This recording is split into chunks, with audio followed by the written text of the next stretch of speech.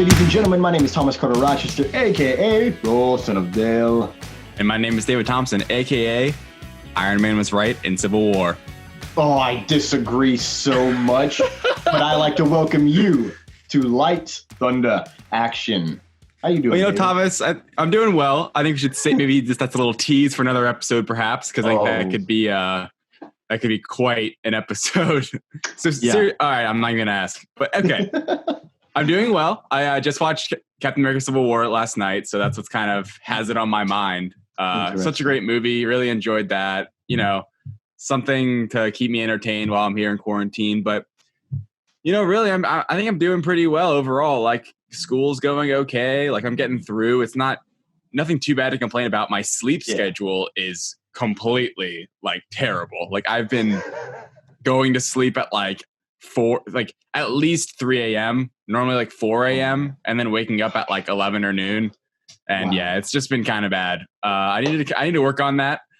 But it's just seriously, like, it feels so weird right now because I've actually have been, you know, fairly productive with my schoolwork and everything, but I just haven't been getting like outside much. And I don't know, I just kind of missing talking to more people, like, especially like, you know, like working at the gym at Florida Tech, like, you see all these people, you talk to everyone, but and I miss sports. I miss the movie theater. I really miss the movie theater. Like, I'm super excited for it to open back up whenever it does.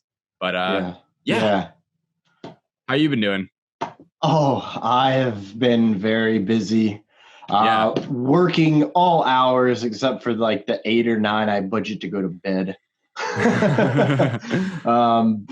CyberCon is a week away. And it's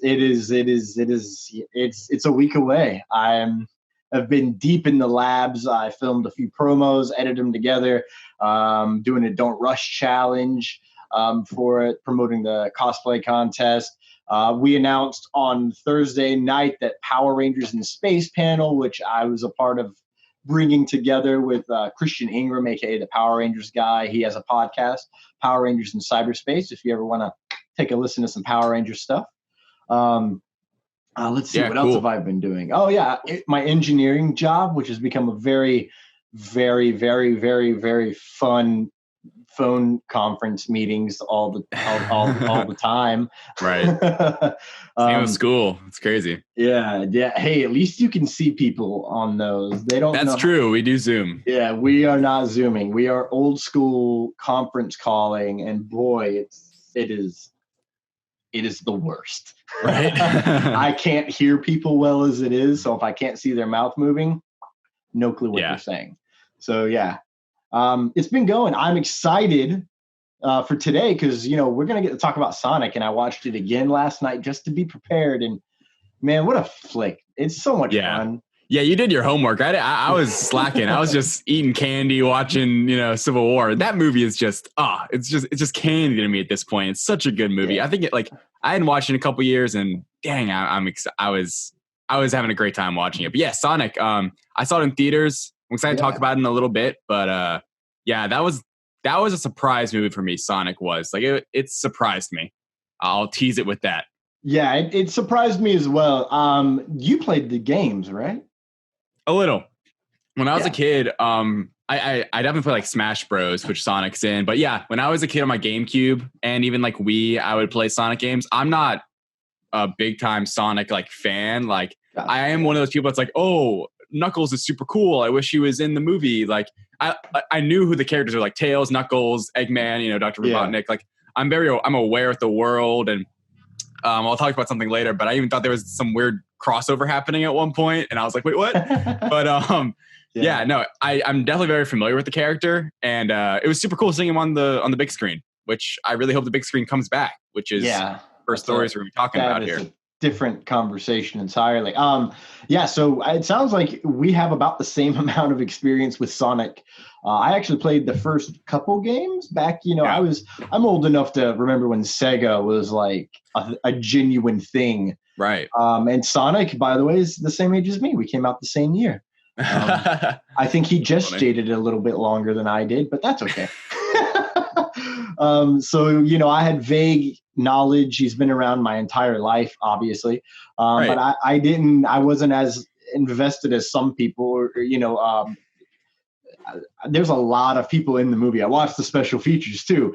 That a lot of them are like, man, I loved Sonic growing up. And I'm like, dang, man, I feel like I'm out of the loop. Do you have it on VOD now? You have it on digital?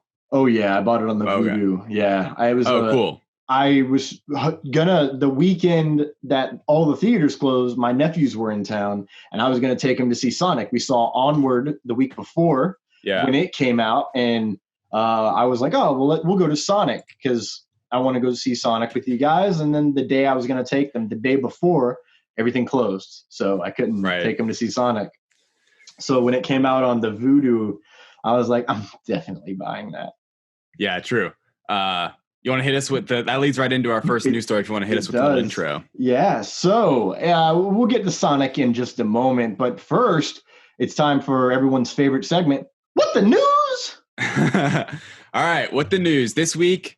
Last week we had a lot of news coming out because right before we recorded, like the day before, all of the Disney movies, like all the Marvel movies got pushed back. Disney, it was our first episode. We needed to catch up on all the other movies that have been delayed because of the pandemic. So this week will be a little lighter. After this, we'll get to Sonic, but we still got some news this week. And the first one is kind of a follow-up to last week with AMC.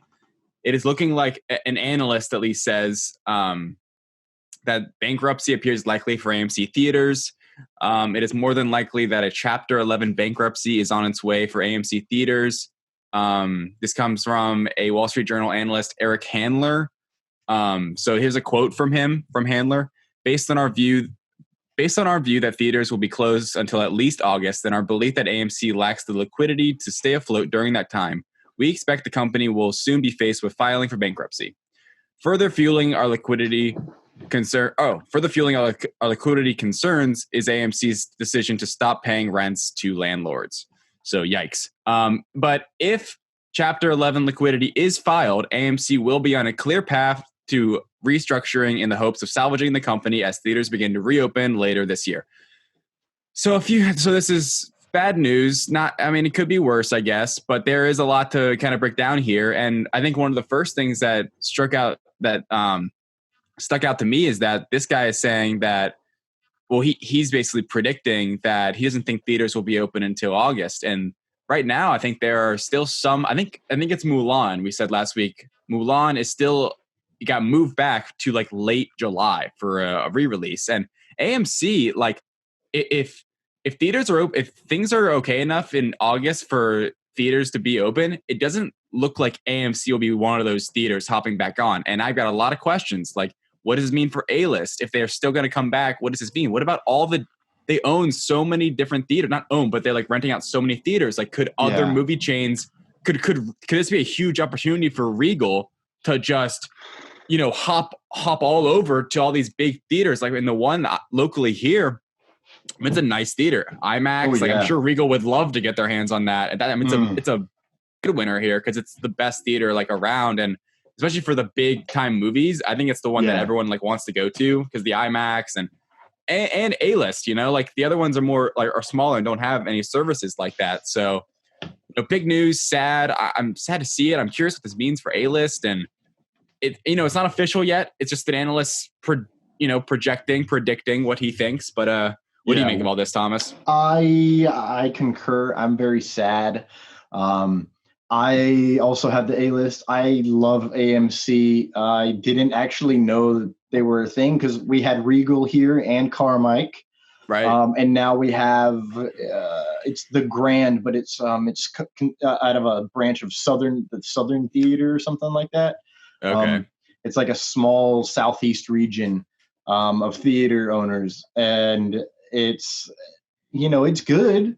But even the IMAX, like it was the first IMAX, and it's also the only IMAX in the county here, and it's not that great. It's not the full IMAX, and it's now the only theater that is alive. So it's really just there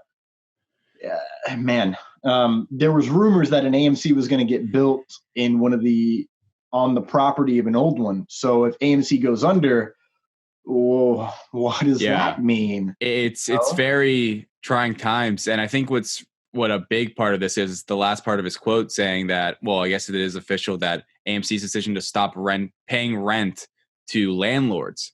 That's where I see a big opportunity for someone like Regal to hop in, if they're, because it's really a liquidity thing. It's about how much, and we forgot to mention, they laid off all 600 of their corporate employees, including their CEO. Oh, really? Yes, they did. That was actually, they furloughed them, but still, it wasn't a full layoff. They were furloughed.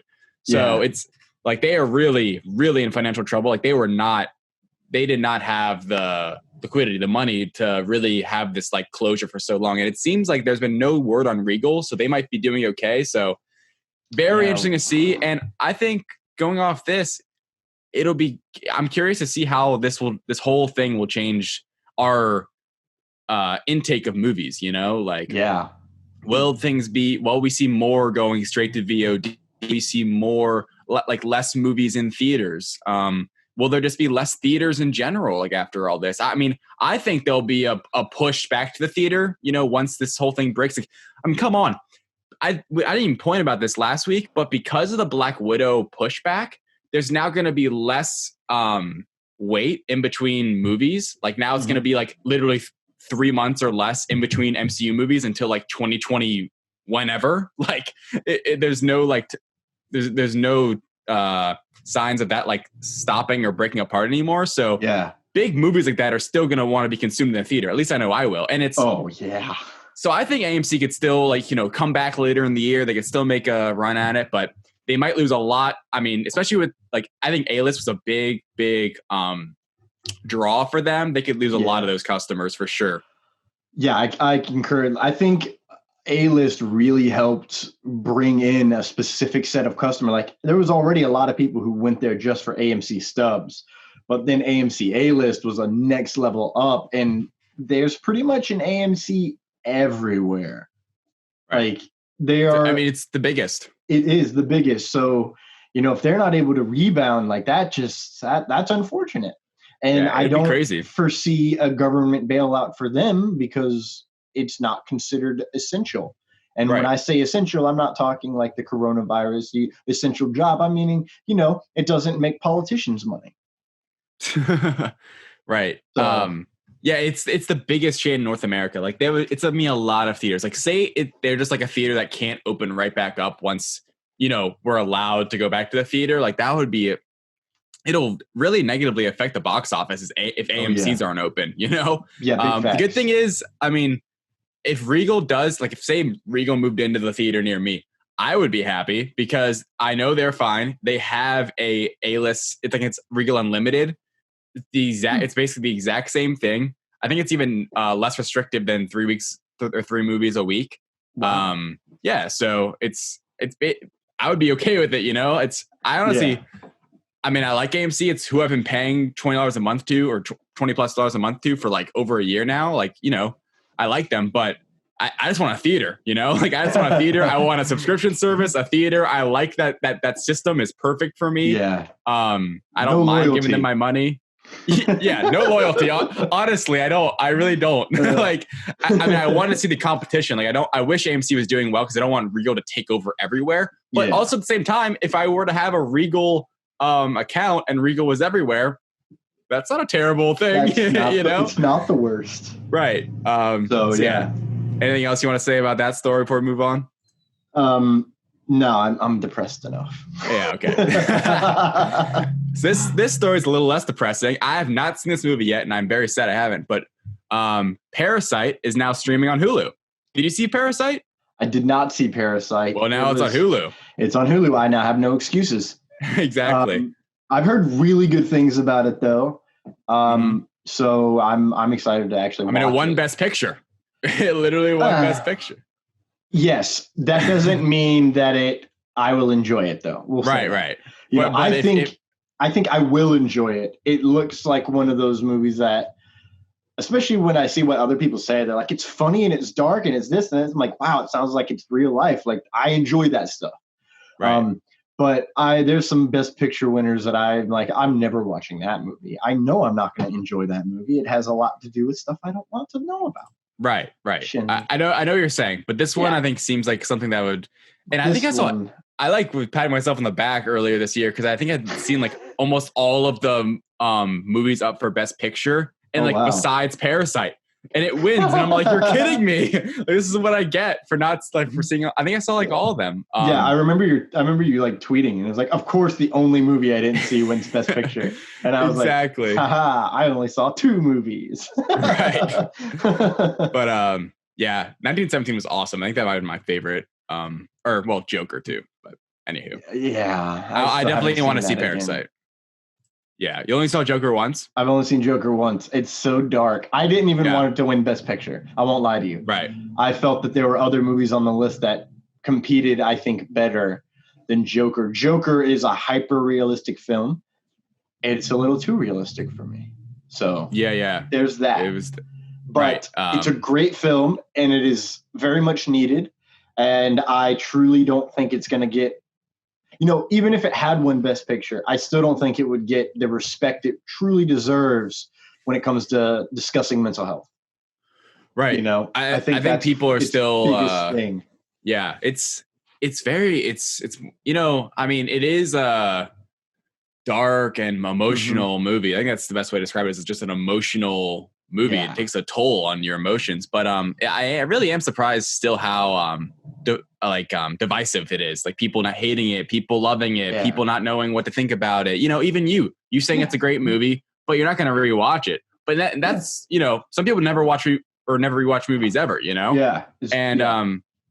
So I don't know, but I'm glad you still can respect what it the story and the point of it. I think is really the most powerful thing to me.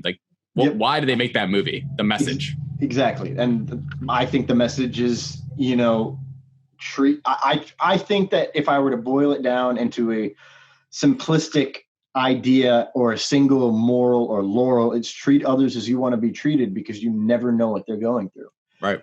I agree. And boiling that movie down to one single topic is so difficult. Yeah. Oh, exactly. But I think that is a good. Yeah. I feel insane just trying to bring it down to one topic. Right. It fits. The shoe fits Cinderella. Yeah, exactly. All right. Moving on to our next story. Our next news story is. How many of these a little. I got a few, Thomas. Don't worry. I'm always coming with a few. I'm always coming in with a few that I want to speak on. We got two more. Two more. Okay. Both MCU related. I gotta save them for last. Okay. So we'll try not to go on for an hour. Yeah, we can't. There was a quarantine watch party the other day with James Gunn, Guardians of the Galaxy, comicbook.com's putting these on. I'm Brandon Davis over there. Has been doing these quarantine watch parties and getting a big thing where he's literally been getting directors to join them for tweeting along quarantine watch party. Mm-hmm. And, James Gunn said a lot of things, but I thought the biggest one, because I'm always looking towards the future, is they were talking about a scene, the scene in Guardians where you see rockets back and it seems like it's been mechanized almost, it's been tampered with. Yeah. So James Gunn tweeted, going along with the watch party, he's quote tweeting someone's question. He was asked, is Rocket's origin going to be part of Volume 3? He replied, I'll just say Rocket is a big part of what's happening in the future and a lot of this stuff. Like the scars we're about to see on his back. So he was they're watching the movie, obviously. Yes. Sets up what I've been planning for Rocket all along. Exciting news for me. I love Rocket. He's really been one of those characters. I did not, all the Guardians back in 2014 were it was you never knew, but I mean, Rocket's been such an integral part. He didn't dust away. He was a big part in Guardians 1, Guardians 2, Infinity War, Endgame. Mm-hmm. He has been an integral part at this point, which is crazy. It's a raccoon. Yeah. But he's awesome. And I really would love to get a deeper dive into because we've, he's such a lovable character, even though he's such a smart aleck, but we see those emotions it's something that definitely played with, but I'd love to know more about his origin because that we really have not seen. Where did he come from? Yeah. And all that. And I think it's really exciting. I can't wait for Guardians 3. It really can't come soon enough for me. Yes. What do you think? I saw the tweet and I was 0%. I feel like everyone's oh my God, he said this. And I'm I feel like he's been saying that since 2014, honestly, personally. maybe it's because I've researched Rocket on my own, and I listened to every single director's commentary that I possibly can and remember to. I've seen enough to not remember which ones I haven't seen and listened to. Right. But yeah, I mean, I knew that he was cybernetically enhanced to be what he is. Ain't no thing like me said me. Yeah.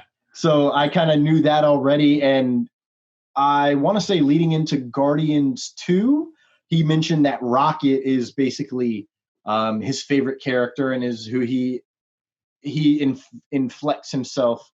I don't think I'm using the right word there, but he puts most of himself into Rocket. Rocket is most like him. And as a filmmaker, mirrors him the most. Yeah, it mirrors him the most. And as a filmmaker, you're always drawn to express that character a little bit more. And we saw how important he was of a role he was given from the Russo brothers because they loved Rocket and they wanted to see him interact with everyone. Well, you take that and you take everything he learned. I think it's only natural that the first movie was about them coming together. I don't really feel like any character is given more time than any other, although Star-Lord's given the most. Yeah. Obviously, he's the main character. He's the human character that you are introduced to the first time. Yeah, you can relate with him the most because he's from Earth. He's the point of view into this world. So Guardians 2 is about everyone else again, but in a different way. It's about what family really means, right? Which, I mean, you and I both know that family is not always blood. Right. So that's what Guardians really is all about. It really is. And so for 3, I think 3 is going to be more about how you cope with everything you've been through in spite and despite what you've been through. Mm-hmm. And I think it's going to be about how you overcome the obstacles of your own life, whether you made those choices or you didn't make those choices. And I think that's always what he's been building to. And James Gunn, tweet at me. Maybe I'm right. Maybe I'm an idiot. Who knows? Yeah. Probably both. I'm excited. I think it'll be an awesome movie. I'm so curious to see how Gamora plays in, see them all back together. Yeah. Oh, I'm really excited for why is Gamora? Yeah. They're supposed to pop up in Love and Thunder. Mm-hmm. So that would be cool to probably see the little cameo in that. Need me a cameo. All right. Last story. I didn't, and there was one story that I didn't get on today, but it was Taika Waititi tweeted or he Instagram lived all about Ragnarok and Love and Thunder. Bro. And it was so good. it was just so much. I had no idea how to boil it down. I guess just that Love and Thunder is going to be nuts. And Bro Thor is probably gone, and I just can't wait. I can boil it down in 2 points. Number 1, never trust anything Taika Waititi says. That is my disclaimer, because if you've ever watched anything from him, everything he does is dry. It is the driest sense of humor. Flight of the Conchords, hilarious to me. What We Do in the Shadows, hilarious to me, etc., etc. Thor Ragnarok is probably his least dry movie, in all honesty. It's very overtly funny, but in all the other ones, it's funny because it's different and it's weird and it's how it's put through. So I always look at everything he says and it's like, okay, I don't know whether I can believe you or not. Number 2, Love and Thunder, it sounds like, is going to be the most bombastic fracking movie ever in the MCU, and I am so ready. There's no way it's not. Oh, dude, here's the quote that you should really be focusing on. Love and Thunder, the script for Love and Thunder makes Thor Ragnarok look like the most basic generic movie ever. And it looks like you asked a 10-year-old what they wanted to see in a movie, and then you just said yes to everything. Yes, I saw that. That is the quote. That is how you can boil that whole thing down. That is probably the only thing that was 100% true. That and space sharks. And they teased Beta Ray Bill, too. Yes, he said it was up in the air, which is very... A little tease. I think that means it's going to be in the movie, honestly. Listen, he was literally floating around space saving his people. So like up in the air is just a pun, guys. Ooh. Get used to it. Right. Baby. Yeah. Love and Thunder is going to be completely off the walls. And I can't wait to see like just how far it goes, really. Yeah, same. And the action's going to be awesome. We haven't talked about the whole Jane Foster thing. Like that's going to be a huge part of the story. I'm so excited for Natalie Portman to be written as a total badass finally. It's about fracking time, George Lucas. She's been... Well, I mean, she kind of was in episode 2, and then episode 3, she's all of a sudden just the damsel in distress. Exactly. All right, let's pin that one. That's for a watch-alongs. yeah. Final with the news is we might have a Blade release date. At least someone's speculating. I've seen this. So yeah, I believe I sent it to you. An industry analyst, Charles Murphy, tweeted that he believes Blade, which Mahershala Ali is now going to be starring in, they announced in San Diego Comic-Con this past year, which was so hype. That was such a cool moment. Is now supposed to possibly be coming out. Might be coming out. Oh man, I lost it. Oh boy. October 7th, 2022. So right now in 2022. That's been the distinct date that's been speculated at since Blade came out. Right. The announcement, because they've never, not once, had an October release. That's part number one. Number two, they've talked about potentially having R-rated films. Number three, Venom and Joker both released in that same weekend on 2 separate years. One was a PG-13, kind of dark, whatever, a very 2004 flick. Venom, yeah. It's not to say I don't like Venom. It's just, it is outdated for sure. And then Joker was very hard R, holy bejesus. Yeah. So I think Blade would be a very good balance of the two. And also, just think of all the vampire stuff we can get, man. Oh yeah, it makes perfect sense. October is like the perfect time. And what's crazy, what's crazy is that now in 2022, if that is true, that is 4 MCU movies: Love and Thunder in February, Black Panther in May, Captain Marvel in July, and then Blade to round it out in 2022 in October. Dude, and then also, so like, the reason like October 7th is where he's projecting it is because they already, like, Disney's already announced release dates for other, like, for untitled films. Exactly. So it's then that'd be the last movie in 2022 theoretically, which I kind of figured that's where it's going to be. Yeah, it fits. It does fit, and it's the one that's announced. So, and then February in 2023. Now we have February 2023, May 2023, July 2023. And November 2023. So that's another 4 movies in that year. I'd love to see that 2023 spot. Guardians has got to be in there somewhere. Yeah, I think Guardians would be probably May slot, 2023. Yeah. That fits the most there. I believe that'll probably work. Unless they do like an Avengers team up, but I don't know. I think it's too early still. I think that the first team up will probably be a Disney Plus series. No way. Like Young Avengers? Like Young Avengers. I think Young Avengers would work better as a series than a movie. And maybe I'm just selfishly saying that because I get 6 hours instead of 2. Yeah, right. I'm not sure. Well, I think time will tell if that's really my preferred. If I like, well, I guess we'll see how the TV shows go. I mean, I love Mandalorian, but that's just kind of like a taste in the Disney Plus shows, I guess. True, like live action. But they're also run by different people as well. So that's exactly. So it's really time will tell. Very exciting to me is, trust in Favreau, obviously. Hashtag Iron Man 1 and 2. Yeah.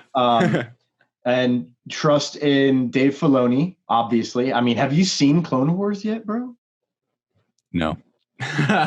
Not yet, man. I'm David waiting, bro. Thompson, your name reflects failure. Over I'm sorry. and over again. Well, you gotta get it together. I know. We're into the siege of Mandalore now, and Ray Park is actually doing mocap for Darth Maul. Oh wow! Yeah, so I am all of the stoked, and I'm all of the snoked. Oh yeah, so that was the last. That was what the news for this week, ladies and gentlemen. That was good news. Yeah, good news, man. Outside of AMC. I don't know. That's why we start low and build high. Exactly. We're only 32 minutes into this. Yeah, it's hopping a Sonic, man. Let's write that down really quick. 32 Sonic start. Boom. Sonic the Hedgehog. Sonic the Hedgehog. So before we get into this, I want to say this will be heavy spoilers for the film of Sonic. If you've not seen Sonic, you can hit pause, come back to it later. Otherwise, this is on you, obviously. Get out or stay or whatever you want to do, but we're going to be talking full spoilers for Sonic the Hedgehog. So I don't even know where to start with this film, dude. It's just so much fun. Yeah, I think that's really it. It's so much fun. It's such a kids movie, but it's a kids movie that I can actually enjoy. Like, oh yeah. But I remember sitting in a theater, and it really it's different than an action movie like the MCU, even where it feels still a little more grown up. This is like a kids movie, you know, like it's made for kids. And Jim Carrey, perfect casting, absolutely perfect as Eggman, and like the way he looks at the very end, I'm so excited. Yeah. It made me excited for the sequel. Like it did it. It had the moment in a Sonic the Hedgehog movie that made me like post-credit scene. Oh shoot! Can't wait for the next one. Yeah. And I loved Ben Schwartz voice acting as Sonic. Like I thought he was perfect, and people were giving that slack. I think going into it, like people were nervous. People were saying, "Oh, I'm not sure if that's going to work." Like Ben Schwartz, really? I think he was great as him. And how do you say this guy? How do you say his name? James Marsden. James Marsden. Yeah. AKA Cyclops. Yeah, exactly. Like, just kind of, he fit, like, I think he kind of gave us, like you were almost saying earlier with Star-Lord, he almost gave us like the human perspective of like this little blue guy. And this movie was just so much fun. You watched it more recently than I did. I want to rebut what you just said a little bit, because I actually think Sonic is the most human out of all of them, which, leads to at the very end when Tom, what a guy with a great name. Thomas Michael Wachowski, I think is his name. What a name, first off. Like, just that rolls off the tongue way easier than it probably should. But he tells Eggman / Robotnik / Jim Carrey in his prime with a mustache from the Civil War era. He says that Sonic knows more about being a human than you ever could. Right. So why do you think we wouldn't stand up for him? Or something along those lines at the end. It was awesome. I know what you're talking about. Yeah. And that's when Sonic goes supersonic, which was a whole different level. So cool. First off, I don't want to say I'm a fan of lightning, but I'm a fan of all lightning. So it's just, I think he was literally the most human character out of everyone. Everyone else is like, I guess they're just generic bland humans, but Sonic was the most well-rounded, diverse is the word I'm looking for, character. He had everything going for him. But I think this could be my ADHD talking here, but I think that what really makes him the most human is the fact that he's able to do so much in so little time at the same time. Right. Because he's got that super speed. Yeah. So like the baseball scene before everyone finds out that there's a Sonic there's an electricity situation going on. He's playing 1, 2, 3, like 7 or 8 different positions on the field. Right. One of which is the batter, one of which is the catcher, the pitcher, each baseman, outfielder, the umpire. Right. So he's awesome. Literally playing all of those, and he's got his own little shtick going on at the same time.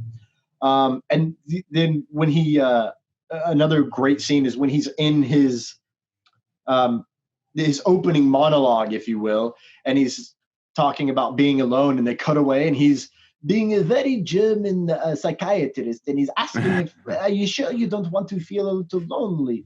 And then are you sure that it isn't just you like being lonely? And then it cuts back, and that's when you realize that's the pain of the character. He's been alone for his whole life, which I weirdly understand.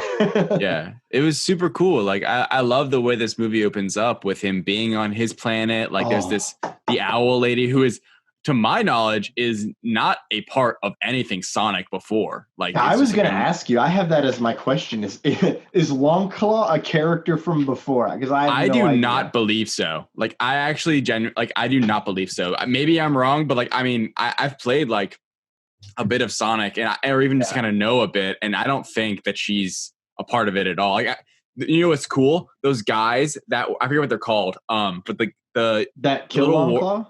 Those guys they were Knuckles species. Yeah, I did know super cool. that. Like, and that was cool seeing them, because I remember looking in the theater like, oh my gosh, like Knuckles, like is he here? Because Knuckles is my favorite character. He's just cool. Like, gotcha. I just think he's the cool like kind of side character. And there's Tails too, obviously. Who said that Tails scene too at the very end? That was super dope. I thought that was so cool. Like they did a great. I think the MCU honestly has taught everyone how to like make a proper good movie and then also tease the future enough where it's not like all you want is the future. Yeah. I'm looking at you, Amazing Spider-Man 2. But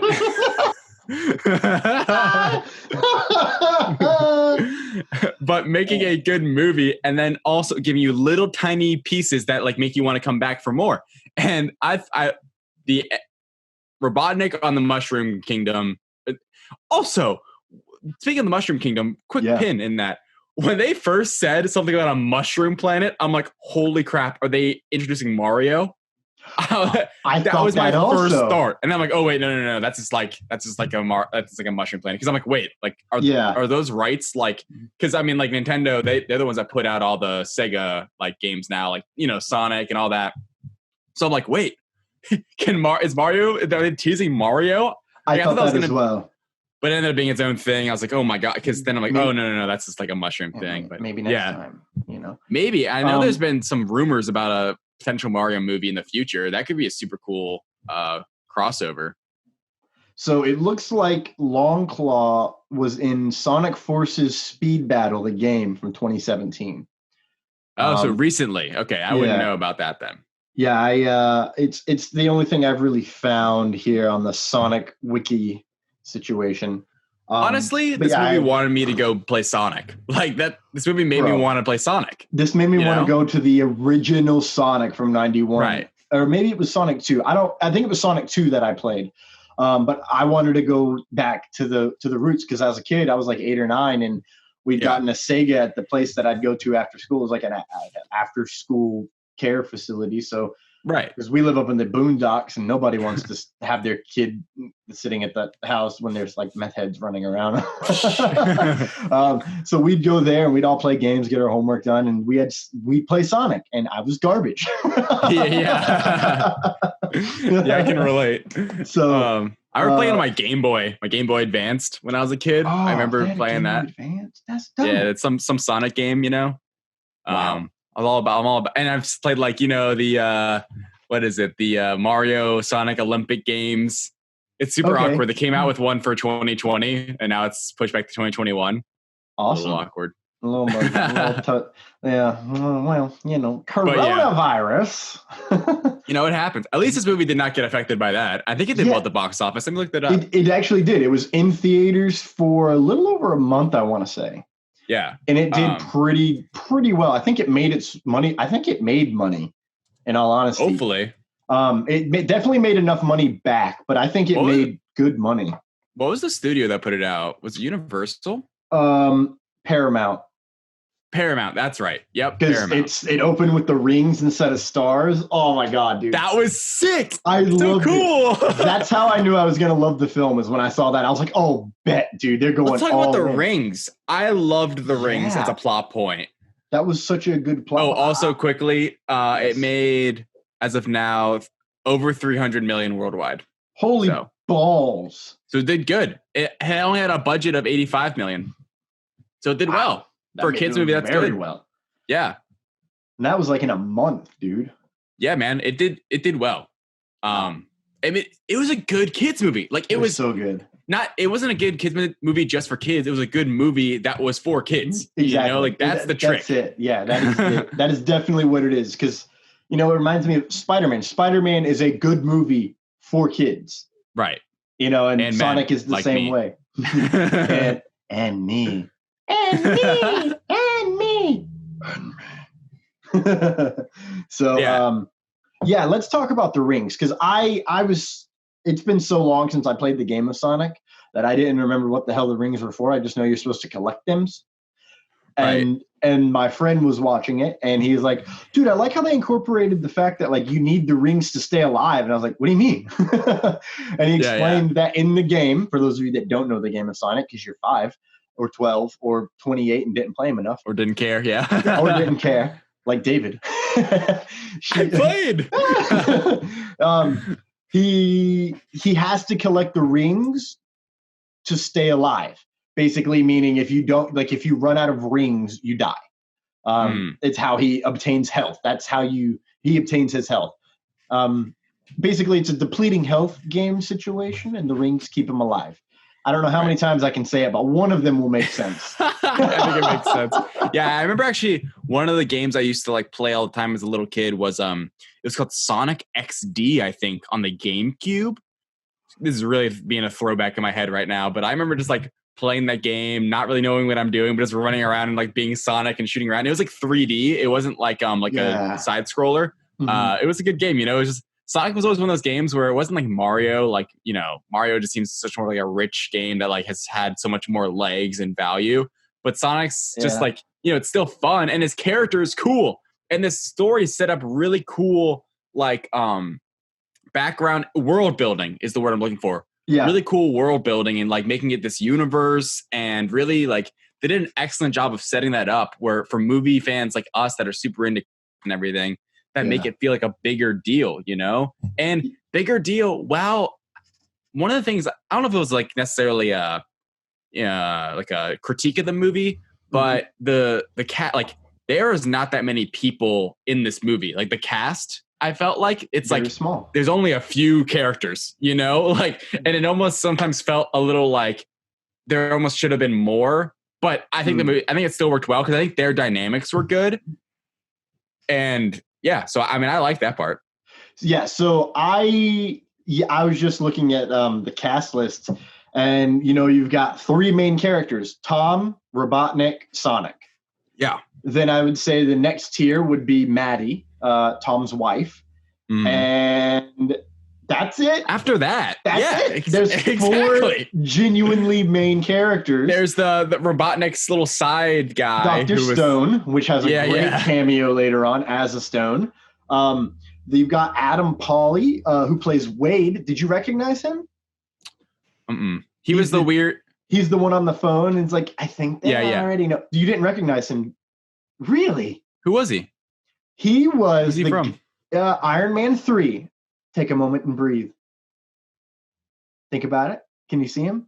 I don't know. No, I gotta look this up. Hold on, wait. I got you. I don't know if you can tell, man. Oh my God, Tony Stark's in my van. No way, that's him. That's him. That's him. That's hilarious. I had no idea. He's like, I don't want to be weird, but like, I got a tattoo of you. Why does he play the exact same character? See, and that's what probably my favorite line from the whole movie is his at the end. It's like, all right, folks, go home. Nothing to see here. What, you guys have never seen an intergalactic rodent fight off a robot with a doctorate? That scene, I want to talk about that final fight scene. We got to get back to the rings, too. Let's get back to the fight scene in a moment. Let's finish the rings. And then I want to talk about some Easter eggs that I saw. Okay. Yeah, and the rings. We'll come back. The rings were super cool. Like, it was introduced right from the beginning. He valued them so much. Like, he brought them back to the game, how you had to value them and cherish them. But it was it was so cool seeing him throw a ring forward, have the gate open, and him just zoom through it. Like, they did that, I think, almost partially just because they thought it would look so cool, and it really did. Like, it looked so cool. I remember just in the trailer, they teased one of them at like the end of one of the trailers. I'm like, holy crap! Like, that almost made me want to definitely go see it because it just looked like such a cool action scene. But just how valued they were, he always had them. Like, I felt so bad. I mean, really good, I think, character setup with just him being in that like his little room, like cave thing by himself for like all these years and reading all the Flash comics and stuff. But it was like, oh, the rings, like the rings can take him home someday and all that. So the Flash comics is awesome. Yeah, that was cool.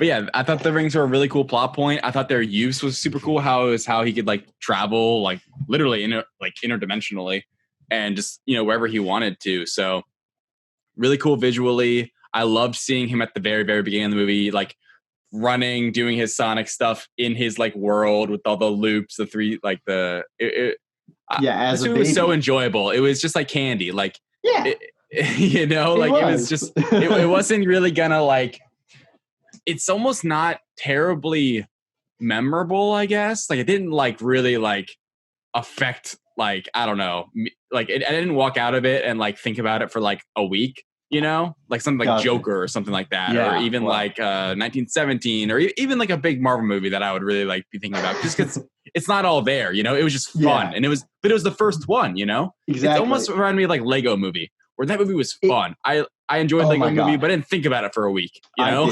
I did. I could not stop thinking about it. I was so stoked on it. It was such a good movie when I first saw it, and I was like 23 when the first Lego Movie came out.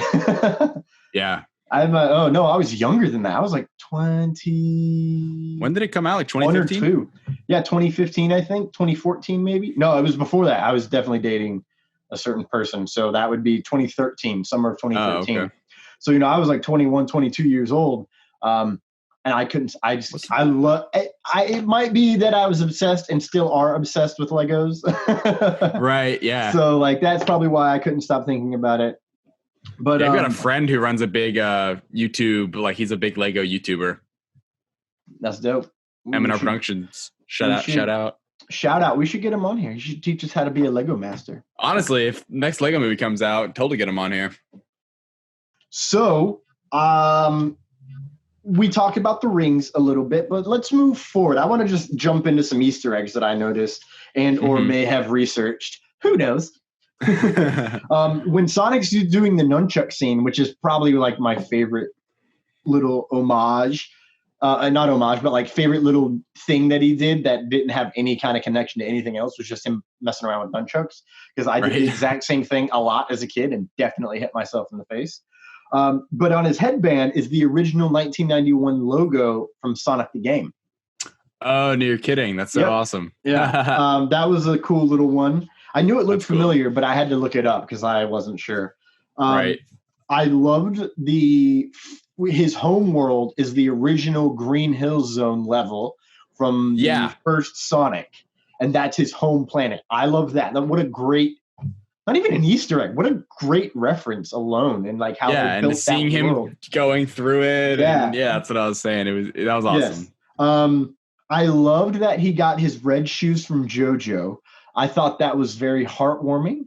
And it was a great way to give him that signature Sonic look going into the final battle. Yes, that was man, I'm telling you, this movie took cards from like all these superhero movies and they played it so well. Like that the final like upgrade suit up, like that was exactly what that extra shoes were. It was like, oh, and now they actually look like how they actually are supposed to look, and like how you remember them. It was, that was awesome. I was waiting for the red shoes too. I'm like, all right, where are the shoes? Because they made a point to like point out his crappy shoes that he'd like running like literally which I watched again. Like I paid better attention last night, and you can actually see his toes in the opening scene through the holes. Yeah, no, it's like literally through the sole. It's like there's like no sole left. You can actually just see his raw toes there, which I thought was, I mean, we've all been there.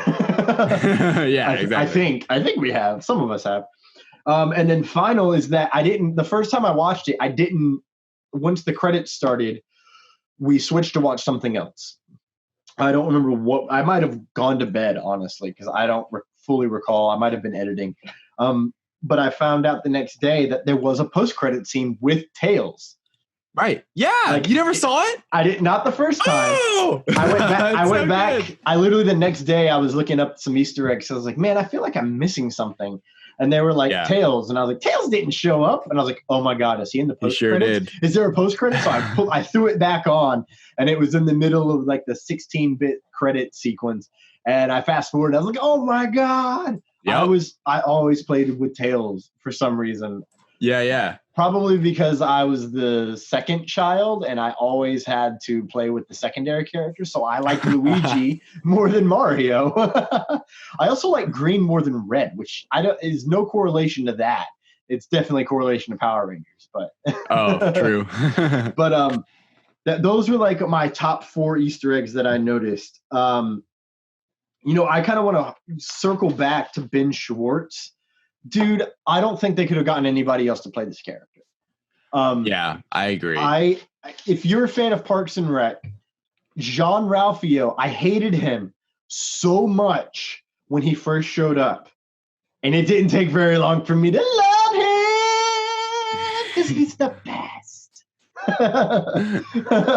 So when I found out that it was Ben Schwartz playing Sonic, I was like, well, you've already hooked me because he can do almost no wrong. Like, he is hilarious. The work as an actor that he puts into these characters is very apparent. That's why he keeps getting jobs. Like, that's the gig. Yeah.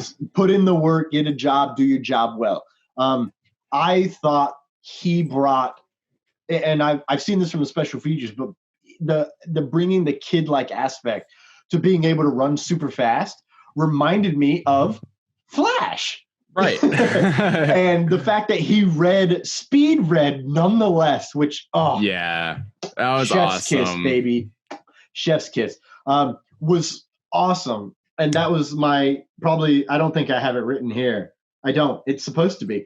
One of my favorite things from the movie is the constant references to Flash. Yeah, and the fact that he has lightning coming off of him, like, I love it. I love it so much. Lightning bros. I mean, that last when he goes like supersonic in that last battle, dude. Like, that was like the Ragnarok Thor moment, man. That was like exactly what I was so thinking. sick. He just straight destroyed him. Yeah. I do have it written here. Favorite moment. Number 1, Flash library. Number 2, we haven't gotten to this part fully yet, but we'll get there in a moment. We'll segue there with Jim Carrey. You've already spoke about him. I have to just repeat this because I love Jim Carrey so much.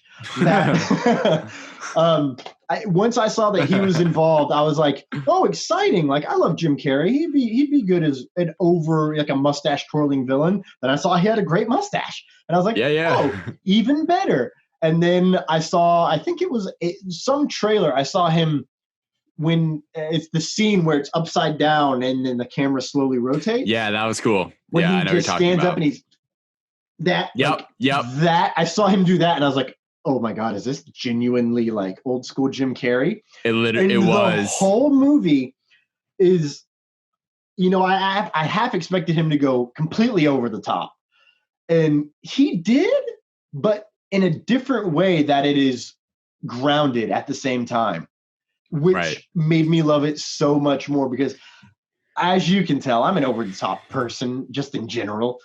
Right. So to be able to see how you can be A, over the top, but B, still be camera ready and keep it tight. And my favorite thing is he kept it was all based out of ego.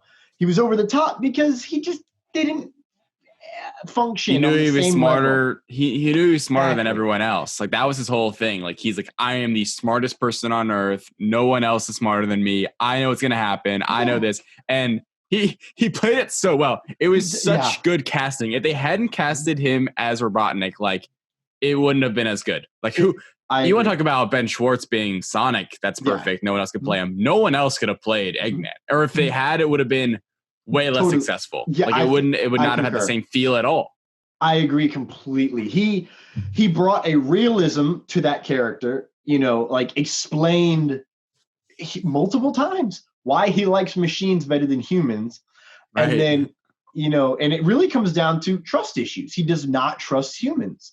ironic considering that he's literally a dude with a panel that says "Evil Lab" in his breaker box on his truck. Yeah. Like, yeah, he really wasn't. I'd say like, I guess maybe a little bit of. He didn't have great like motives. Like he just kind of had a job and just kind of got annoyed by Sonic and just like this dumb thing. Like it wasn't like some sort of super depthy like. You were never rooting for him. You just kind of loved him and knew he was so campy and like it was just he was so goofy. It made it fun. Yeah, you're not gonna root for him for the guy that shits on everyone, for lack of a better word. Like his opening scene is like, "Hi, I Neil McDonough. I love him as an actor, and he plays Major Nobody Cares or whatever he gets called." Yeah, whatever. Major Nobody Cares. Like we said, there's like 4 characters in the movie, so exactly. And that's literally like the whole joke is that you don't remember his name, but you remember that he's Major Nobody Cares. He just gets completely. And my favorite part about that is because it's Neil McDonough, you expect him to be vigor with power and, and not even from Damien Dark from Arrow. I'm talking like old school Band of Brothers, Major Winters, Neil McDonough. Like that's what I expect when I see him in a military suit, in military fatigues, and to just be belittled in the way he was a perfect word, dude. Belittled. Was like, oh wow, that's who Robotnik is. He's really not gonna care. He's just an egocentric narcissist, is a good way to put it. And his only motive is to better his motives. Yeah. And all of his drones that like the egg shape, that was awesome. And it was super cool tech, like I think they really, like I was saying with the rings earlier, they definitely played with visuals a lot and wanted things to look cool. I think that was something that they've really focused on. You could tell because not always in action movies, especially kids movies, they really make stuff like look exciting, be unique, creative with stuff. One scene comes to mind when they were in the truck and the different drones were doing different things to the truck and Sonic was doing his stuff. And like, remember the one was going around with the laser and the laser. How can something so small and cute be so deadly? Right. That's pretty good. Stop it. How are we not talking about this? The way Sonic looks. I want to get right back to that because I have video evidence of what we are already thinking of. All right. Because we were talking about Eggman, and this is my second favorite moment from the entire film when Eggman shaves his head. Yes. Like it cuts there and he's shaving and I'm like, yes, he's going to be bald. And then he turns around and his mustache is just classic Eggman Robotnik. Yes. And I have to. This is why this whole sequence is my favorite because then he's like, a lesser man would lose complete grasp on sanity. I'm doing well. Dr. Stone, how do I look? And he's talking to a fracking stone, man. Yeah. With a face on it, which is, I'm wondering, did he carve that face? That's a tangent for a later time. Then he picks it up and he's like, Dr. Stone, you go ahead. Do some reconnaissance. Rock-connaissance! And that's how the movie truly ends before the 16-bit credits because he throws it again and yells, Rock-connaissance! And then it cuts to credits. Like, come on. I'm so excited for the sequel, man. Like, same, bro. I really hope they do a trilogy where it's like Tails comes in next one. It's still Robotnik as the villain. Robotnik stays alive. I hope it's almost like, not to like really compare it. I don't know if this is a great comparison, but like Star Wars, the original trilogy, where Vader's the villain for all 3. I hope they don't go different villains for each movie. I hope they stick with Robotnik because I think that character is so good. Why like fix it if it ain't broke? And they set him up so well. Like don't let the next movie be the end of him. I hope they. Well, I'm really looking forward, but I tend to do that. I really hope they like. It's like, oh, Tails in this one. Tails helps out. There's new stuff going, maybe world jumping, with Robotnik, and then the third movie, Knuckles comes in, and Robotnik's like really peak of his powers, maybe like something cool like that. Yeah. Like I really hope they don't just. I I really hope they really plan for the future, because I'd love to see a like, that'd be so nice if you could, like, in like 6 years, look and be like, Sonic 1, 2, and 3, this nice little trilogy, an actual good video game trilogy with Robotnik as the villain all 3 times, and you see this, like, you know, progression in the characters. I'd love that. I really hope they do that. You know, that segues very well into the first ever Lights, Thunder, Action fan theory. Oh, here we go. So I'm just taking the 2 end credits alone, and you mash them together and you watch them. Here's the story that I got from it. A lesser man would lose complete insanity, but I will be home by Christmas. He still has a quill with the power, right? He's got it in a jar. He's got all of his tech that still works, and he had his entire ship that he salvaged. He can do whatever he wants. He's got the energy of Sonic, so my guess is he somehow breaks through the barrier without needing a ring, because that's what Robotnik can do. Flash forward to Tails coming in to find Sonic because Eggman is about to invade Green Hills Zone. Sonic 2.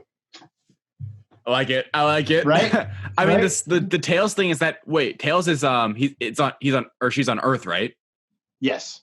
And like she's looking for Sonic, you know, Exactly. Tails looking for right. Oh, I like that. I like that a lot. Doesn't it? I hope that's it, man. Well, it blends so well. Yeah, like, and then we can get off. I think what's be really cool, like, I think something that this movie helps with, like, kids and just kind of general nonsense, it's like played it safe, was that it's mostly on Earth. Yeah. You know, San Francisco, all that. Mm-hmm. I'd love to see it go on a different world, on Green Hills, in Mushroom Land, on some other land that's, like, different and cool and really can get visually exciting. If Thor could have his way, number 1 is all on Earth.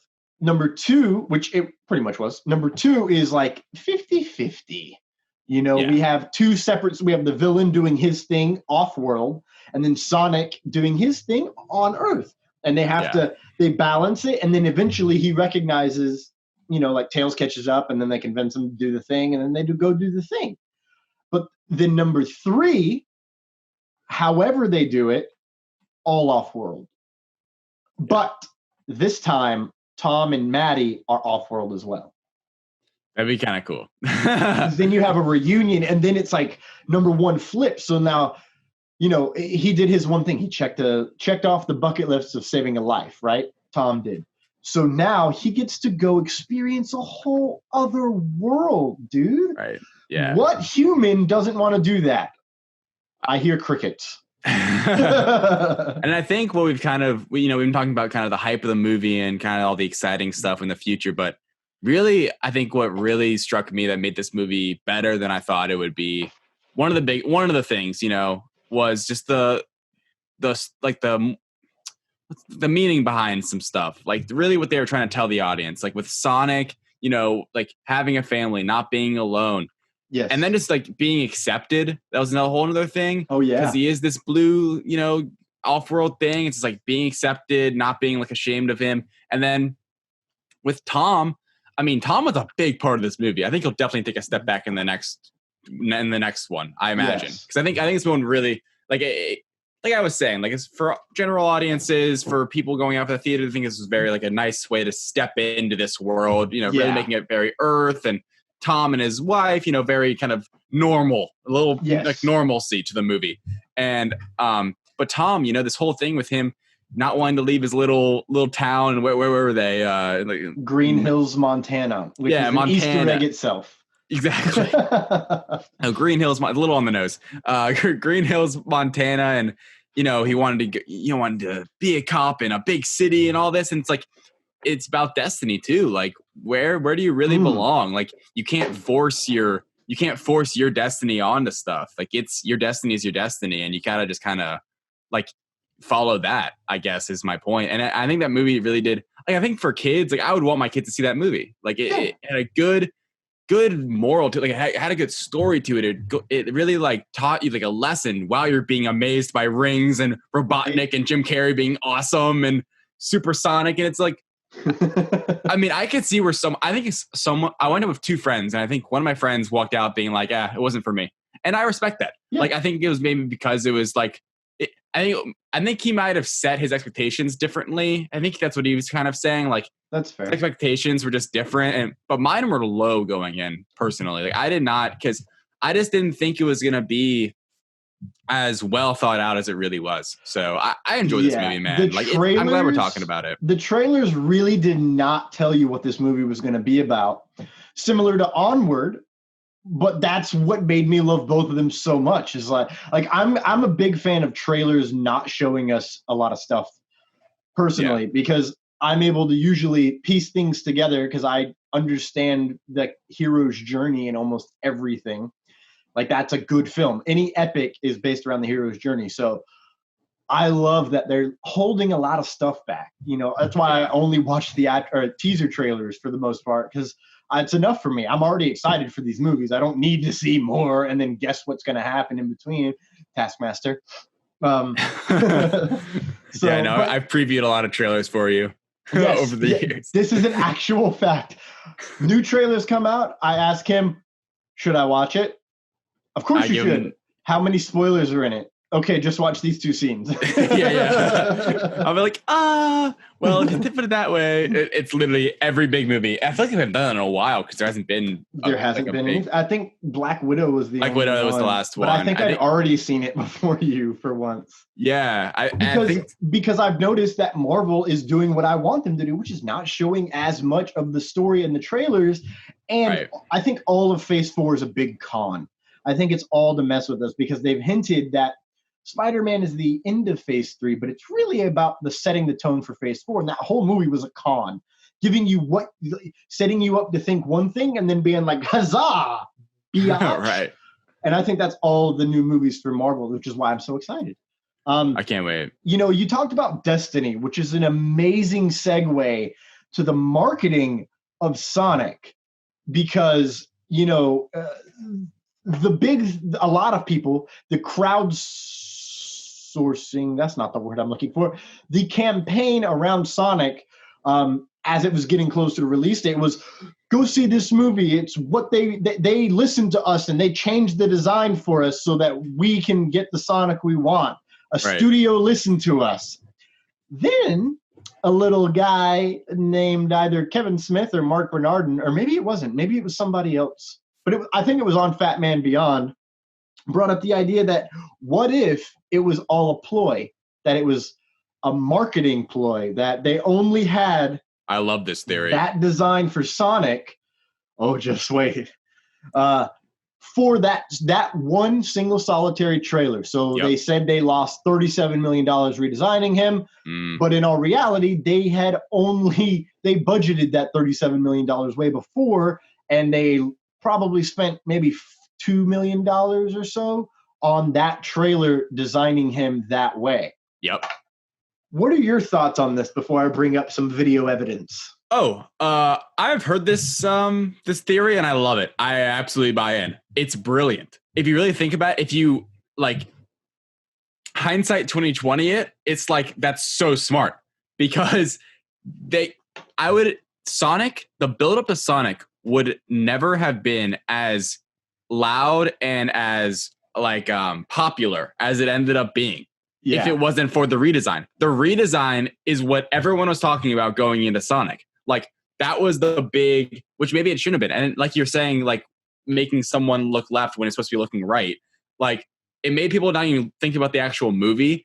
It was just like, oh my gosh, the redesign. And then when the new design came out, I was like, wow, it looks so good. And then there's a lot of controversy. Like, them doing that made, like, especially them announcing they were going to change the design, and they literally pushed back the movie in quotes. Yeah. Right. Like, it caused so much debate, so much talk on the internet, you know, just more clicks, more eyes were going on Sonic the Hedgehog movie because of it. And they had no other way of doing that except something like radical as that, because you've never really seen that. Like, that in modern, like, it's never really been like a thing where literally fans crying out saying, please change this. Exactly. Theoretically is what made them change. Are you ready? Oh, I'm ready. This is from the special features. It is Sonic the Hedgehog on the set featurette. A great featurette, by the way. But notice the design of Sonic here. Yeah, his eyes. Yeah. It's more like what we got in the movie than anything remotely close to what we got in that first trailer. Now, sliding to, can you see? Man, you can barely see on his face. I can see him. What you cannot see is the dots on his face. He's doing the mocap for a scene in this video. Oh. That is how early they did this. So this, Thor believes, leads to the credence. Is that the right word? Credence? Sure. Credence and Clearwater Revival, that they had this plan in place. And I want to know who had that plan, who devised the plan, and I want to bring them on this show and then give them a big fat hug, because that is chef's kiss. Brilliant. It's so unexpected, and I'm so happy because that is genius marketing. I really hope they come out at some point and say that was the truth in like 10 years or something, because they don't want to admit it now, because that'd just be a huge, fraud. Yeah. Like they're literally bold-faced lying. But like it makes so much sense. And he looked so bad before, in my opinion. I'm like, my gosh. He doesn't look anything like Sonic. They're making him look like the way the movie garbage trailer up really quick, because I saw one picture and I was original, like, that's a no for me, bro. I mean, everything I've been talking about this movie with the visuals and how they seem to really put an emphasis on how it looked and making things look cool and accurate, and all the Easter eggs we went through and all the references, and to think that was supposedly their first design of Sonic when they were trying to make things so like true to the game and like really wanting to like do Sonic good, and that was their original design. Like I honestly can't really believe it. Oh. What's up? What just happened?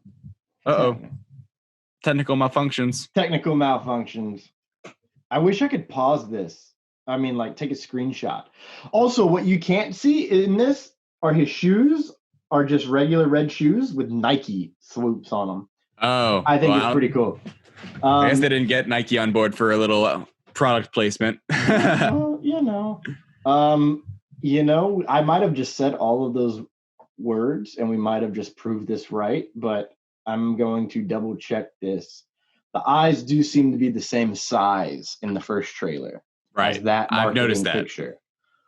Who knows? Designs can go like little changes. I feel like it's hard, especially that was early on when they were filming. They probably didn't know then exactly. Yeah. Like I'm sure they had like hundreds of different options and drafts and ideas for a design. That's not how they don't just come up with one. It's like, oh, this is it. It'll be like, oh, here's option it'll be like 1A through Z. Like it'll look like a slightly different for all of them. Yeah. Yeah, I totally buy it. I'm about to pause it on this video. Right here. Okay, sounds pause. Good. So there he is. Those are the eyes, right? That's not too bad of a design, I don't think. Yeah, right there didn't look bad. It was more like his mouth and stuff like that, and like his body shape. His head was too small. How rodenty his fingers were. It was noticed. They made him look more like humanoid. Like they didn't make him just look like Sonic. Yeah. He wasn't, okay. Like even in this hair. Picture, right. Like even his proportions are better there. Yeah, this is more of what we got, and even his eyes and shit are more normal. So I feel like they did. That could have been one of the designs they had, that crappy one, and said, "Hey, let's put this out in the trailer. Let's see if it gets them talking. Let's see if this." Yeah, exactly. Even if it didn't get people talking, like it works so well, they could have just been like, "Oh, we're actually changing the design." Like, sorry, like big whoop. But people did freak out. Fans were up in arms, and they knew they would be. Yeah, it looked bad. It looked so bad, and I'm like, I haven't seen this trailer probably ever. Honestly, I don't remember if I ever even watched it originally. Yeah, it's all right. But oh my god, just fast forward a little more. Yeah, man, there was no way, because his eyes do zero movement the entire time. Yeah, it's a super fun. Which if you watch the this featurette, they film that scene and you see the same expression on his face that he's doing in the mocap as that you see in Sonic's face. Like it is right. muscularly the same. And now I think with mocap they could probably like, if you're doing mocap you could probably put it on like any like design, I guess. So I don't know if like the mocap is really like, because I'm not sure how that works exactly, because you obviously do mocap like beforehand and then that's what I'm saying though, is in the design in the trailer when he's like meow and then he yells like there's no expression on his face. Oh, I see what you're saying. It's in that to me is kind of a big sign.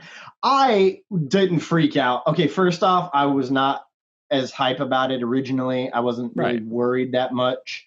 But I understand the movie industry, and I understood that this was probably not a final design in any way, shape, or form. And I mean, like, even watching this trailer now, he has more, what are those things called? Pines?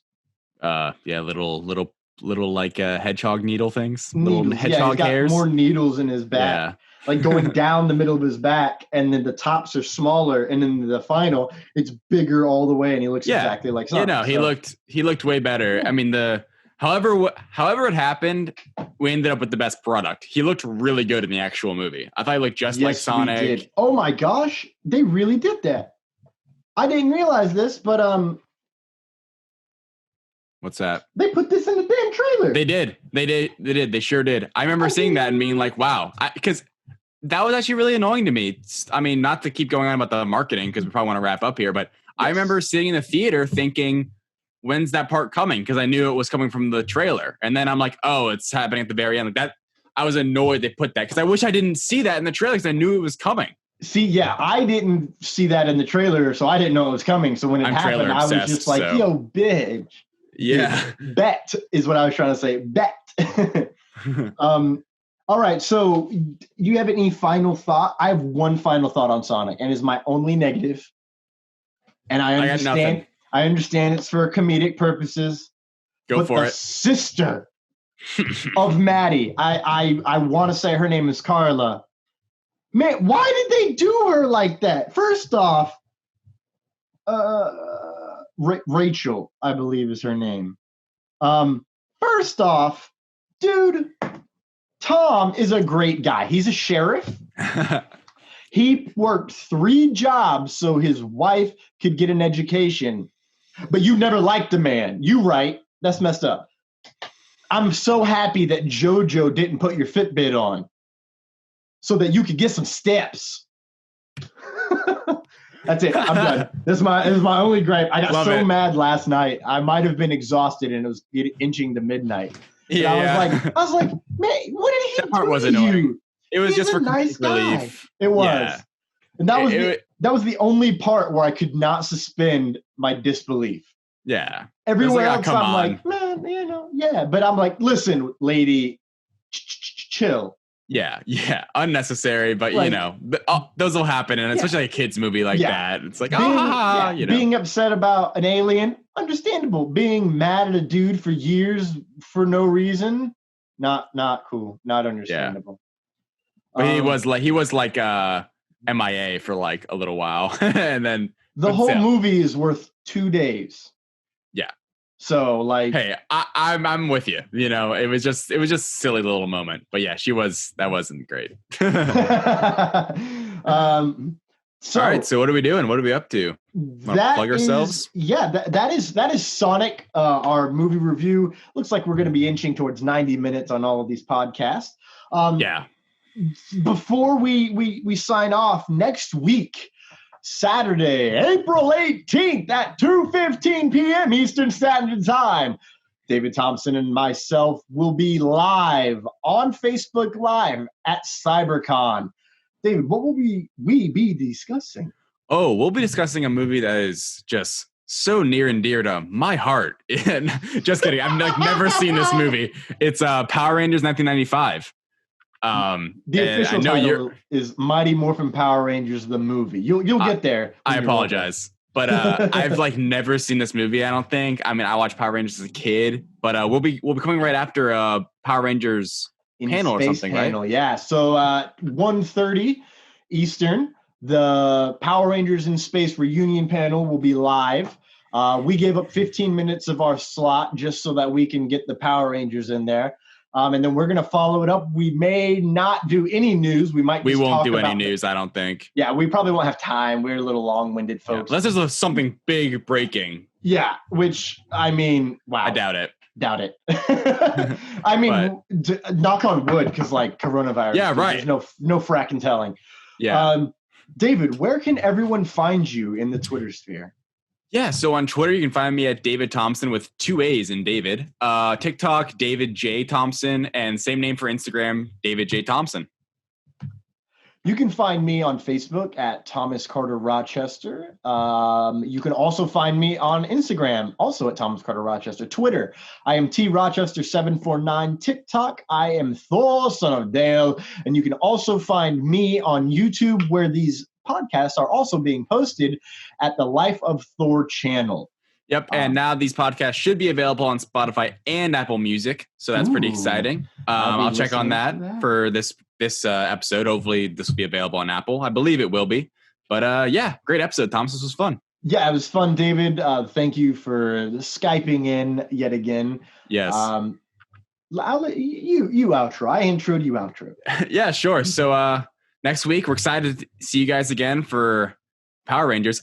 I don't know what to expect. I haven't seen the movie. I am a newbie with all this stuff, so it should be exciting. Thank you for joining us. And this has been Lights, Thunder, Action. Thank you.